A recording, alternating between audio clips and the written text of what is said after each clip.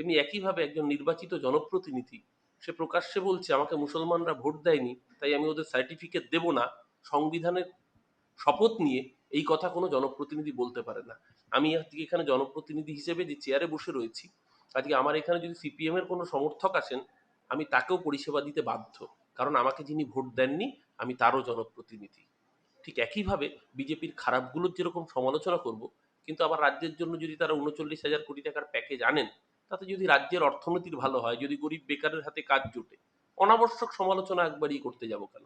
ভালো কাজের নিশ্চিতভাবে ভালো বলবো, খারাপ কাজ হলে তীব্রভাবে সমালোচনা করব। গণতন্ত্রে গঠনমূলক বিরোধিতার ভূমিকায় তার জন্য কোনো পদ লাগে না, পদ ছাড়াও সেই ভূমিকা পালন করা যায়। জানতাম রাজাবাজারে নাকি হেলমেট ছাড়া বাইক চালানো যায়। রাজাবাজারে সবাই কেউ নাকি বাইকে হেলমেট পরে না। তো দিলীপ বাবু কি রাজাবাজারে বাইক চালাচ্ছিলেন? কিন্তু আইন প্রণেতা, একজন মন্ত্রী, মানুষকে কি শিক্ষা দেবেন? এতদিন বলে বেরিয়েছেন রাজাবাজারে যারা থাকে তারা বাইকে হেলমেট ছাড়া বাইক চালায়। আপনি তো নিউ টাউনে হেলমেট ছাড়া কি শিক্ষা দিলেন?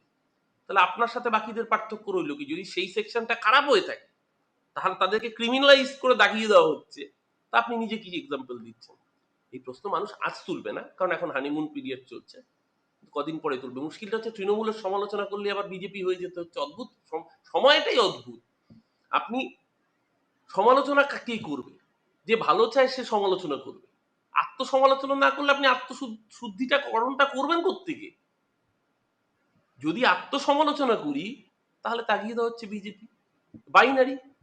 পশ্চিমবঙ্গে হয় আপনি মোহনবাগান নইলে ইস্ট বেঙ্গল, তার বাইরে মোহামেডান বা এরিয়ান্স ক্লাব থাকতে পারবেন। আপনি ওয়ার্ল্ড কাপ আসছে, হয় আপনাকে ব্রাজিল হতে হবে নইলে আর্জেন্টিনা হতে হবে, আপনি চাইলেও নেদারল্যান্ডস হতে পারবেন না।